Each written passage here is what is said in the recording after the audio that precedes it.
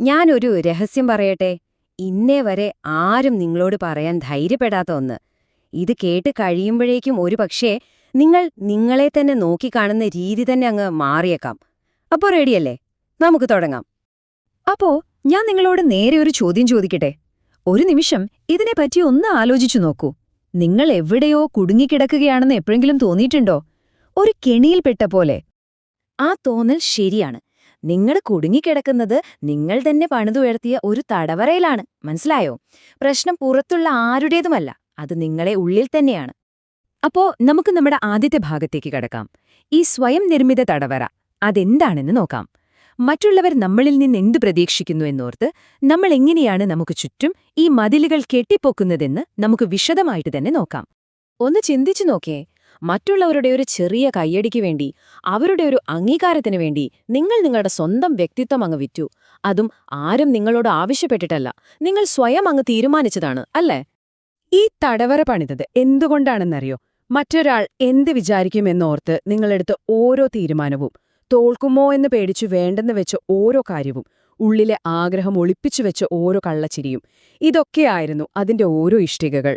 അപ്പോ ഇപ്പോ നെഞ്ചിനകത്തൊരു ഭാരം തോന്നുന്നുണ്ടെങ്കിൽ അത് വെറും ടെൻഷനൊന്നുമല്ല, അത് മറ്റുള്ളവർക്ക് വേണ്ടി ജീവിച്ചു തീർക്കുന്നതിന്റെ ആ അസഹനീയമായ ഭാരമാണ്. അപ്പോ സ്വാഭാവികമായും ഈ ജയിലിൽ നിന്ന് പുറത്ത് കടക്കാൻ നമ്മളൊരു വഴി കണ്ടെത്തും, അല്ലേ? എല്ലാം നമ്മുടെ കൺട്രോളിൽ കൊണ്ടുവരാൻ നോക്കും.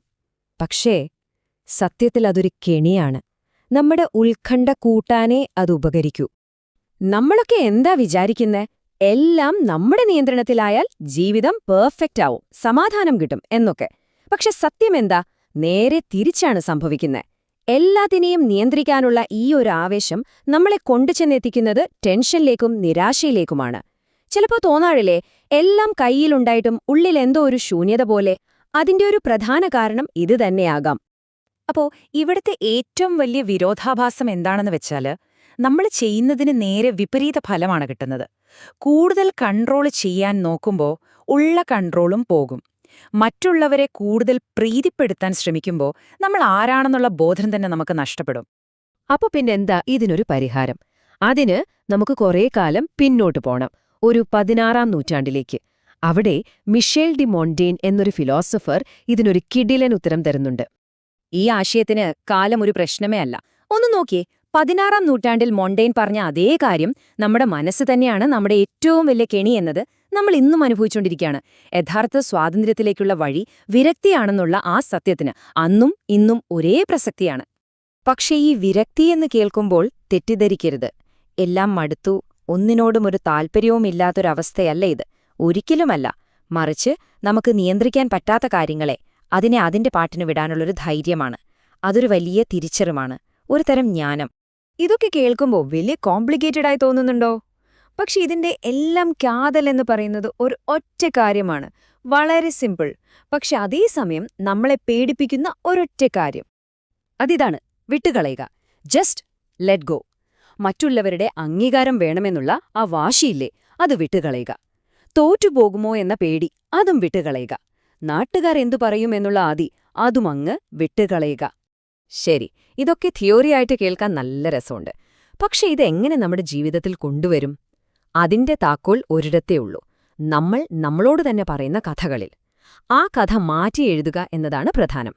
ഒരു മിനിറ്റ്, നിങ്ങളൊന്ന് സത്യസന്ധമായിട്ട് ആലോചിച്ചു നോക്കിയേ. നിങ്ങളിപ്പോ ഓടി നടന്ന് നേടാൻ ശ്രമിക്കുന്ന ഈ ലക്ഷ്യങ്ങളില്ലേ, അതൊക്കെ ശരിക്കും നിങ്ങളുടേത് തന്നെയാണോ?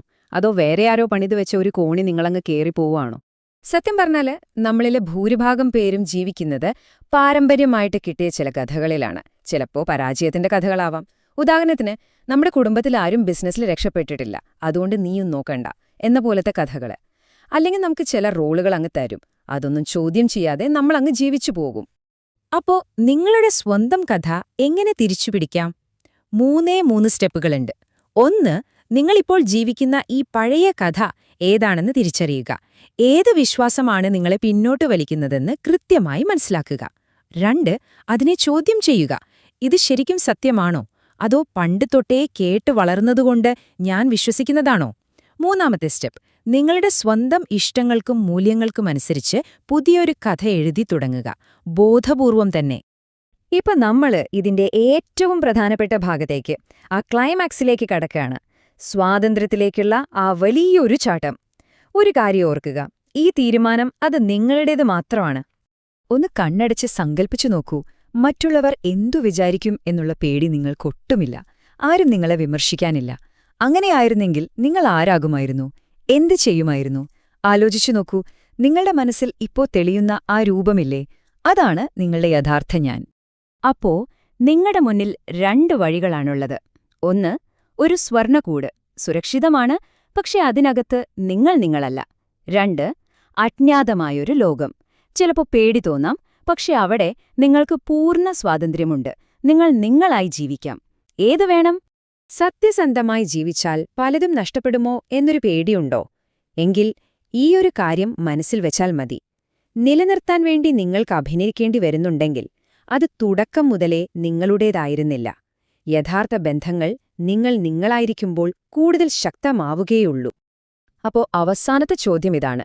നൂറ്റാണ്ടുകൾക്ക് മുൻപ് മൊണ്ടേൻ കാണിച്ചു തന്ന ആ വഴി. ചിലപ്പോ പേടി തോന്നിയേക്കാം, പക്ഷെ അവസാനം സ്വാതന്ത്ര്യം നൽകുന്ന ആ വഴിയിലൂടെ നടക്കാൻ നിങ്ങൾ തയ്യാറാണോ? അതോ സ്വന്തം ജീവിതം കൺമുന്നിലൂടെ കടന്നുപോകുന്നത് വെറുമൊരു കാഴ്ചക്കാരനായി നോക്കി നിൽക്കാനാണോ ഭാവം? തീരുമാനം അത് നിങ്ങളുടേത് മാത്രമാണ്.